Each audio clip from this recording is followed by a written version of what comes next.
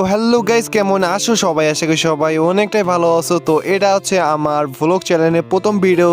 তো আশা করি ভিডিওটা সম্পূর্ণ দেখবে। ভিডিওটা মাত্র 5 মিনিট, এই জন্য ভিডিওটা সম্পূর্ণ দেখতে থাকো। গাইস, আজকের ভিডিওতে আমি তোমাদেরকে দেখাতে চলেছি আমার যে সাইকেলে ফুল পেজ হেলমেটটা রয়েছে, এই যে দেখতে পাচ্ছ ব্যাগের মধ্যে রাখা আছে, এটাকে বিক্রি করে দিতেছি।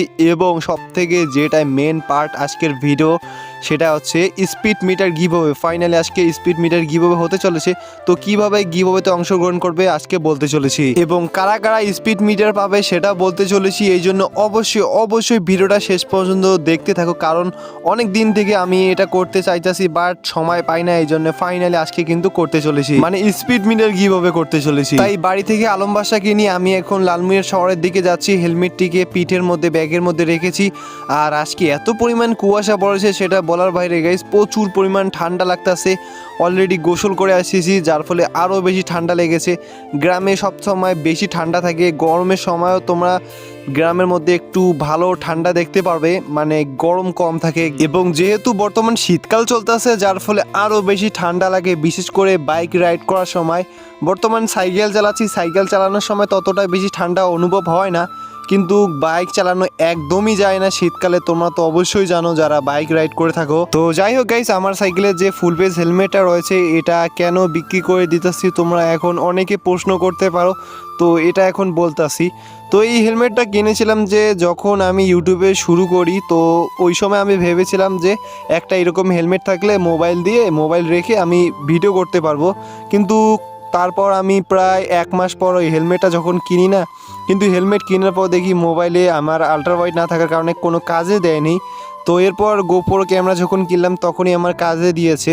এরপর আর একটা হেলমেট কিনলাম, তখন কিন্তু মানে বিএমএক্স হেলমেটটা, ওটা মাথার উপর রাখে গোপ্রো সেট আপ করা যায়, যার ফলে এই হেলমেটটা আর কোনো কাজে দেয় না, অনেক দিন থেকে পরে রয়েছে। কিন্তু যে আমি যে শর্ট ভিডিওগুলো বানাই, তো এটা কিন্তু সেফটি অনেকটাই ভালো দেয়, স্ট্যান্ড করার জন্য অনেকটাই ভালো রয়েছে। বাট একটা সমস্যা রয়েছে, এই হেলমেটটা প্রচুর পরিমাণ গরম লাগে, এত পরিমাণ যে গরম লাগে সেটা বলার বাইরে। তো এইগুলো সমস্যা যে বললাম, এগুলো কোনো সমস্যা না, একদম স্বাভাবিক, কারণ ফুল পেজ অফরোডিং হেলমেট এইরকম হয়ে থাকে। বাট যেটা মেন সমস্যা সেটা হচ্ছে গ্রামের মানুষ। হ্যাঁ গাইস, আমার অনেকটাই লজ্জা লাগে, তার কারণ হচ্ছে এরকম হেলমেট পরে যদি আমি রাস্তায় যাই না, অনেকে অনেক কথা বলে, কত কী যে বলে, বাইকের হেলমেট এটা মানে লজ্জা লাগে, যার ফলে বিক্রি করে দিতেছি। আর না হলে কিন্তু রাখতাম। আর আমি কিন্তু বাইক কিনেছি, তোমরা তো অনেকেই জানো, অনেকেই জানো না। তো বাইকের হেলমেট কিনবো, টাকা পয়সা শর্ট, এই জন্যই বিক্রি করার দিতেছি। অনেকে ভাবতেছে যে সাইকেলের ভিডিও হয়তো আর আমি বানাবো না এরকম ব্লগ ভিডিও। তো গাইস, এটা তোমাদের একদমই ভুল ধারণা। আমি আবারও আগের মতো, আগের চ্যানেলে যেরকম মানে দ্বিতীয় চ্যানেলটা সেল করে দিয়েছিলাম না, ওই চ্যানেল যেরকম বানাইছিলাম একইভাবে এই চ্যানেলও বানাবো, কোনো সমস্যা নেই। অলরেডি আলম বাসা অনেক স্ট্যান্ড শিখে গিয়েছে, তোমাদেরকে দেখাবো, মানে অনেক মজাদার হতে চলেছে, কারণ আমার সাইকেলটা মডিফাই চলতেছে। তো যাই হোক গাইস, তোমাদের সাথে কথা বলতে বলতে ফাইনালি আমি সুন্দরবন কুরিয়ার এসে গেছি। এখন যে হেলমেটটা রয়েছে এটাকে কন্ডিশন করতে হবে, তার কারণ হচ্ছে নগদ টাকা দিয়ে তো কেউ হেলমেট নেবে না। এই যে দেখতে পাচ্ছ আমার হেলমেটটা, এটাই বিক্রি করে দিতাছি। এরপর গাইস, কুরিয়ার ফি যেটা নিয়েছি 180 টাকা খরচ গিয়েছে, 30 টাকা বেশি লেগেছে।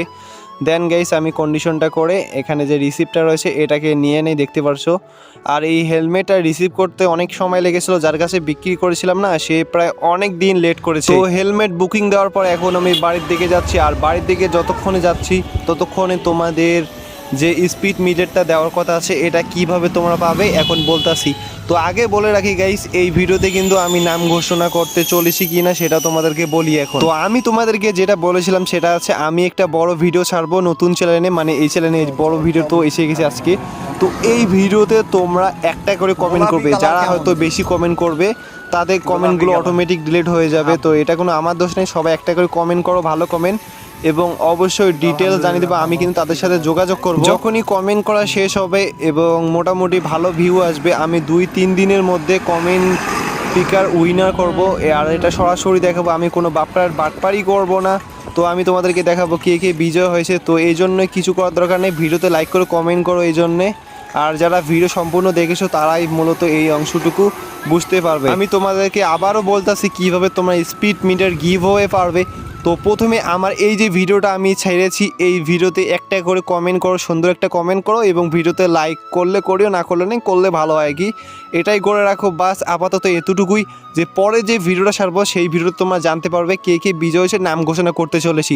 তো আজকের ভিডিওটা এই পর্যন্তই, আর এটা হচ্ছে আমার প্রথম ভিডিও, মানে প্রথম ভিডিওতে আমি দিতে চাইছিলাম, এই জন্যে গাইস ভিডিওটা ততটা আজকের ভালো হয়নি, কিন্তু পরে ভিডিওটা অনেকটা ভালো হতে চলেছে।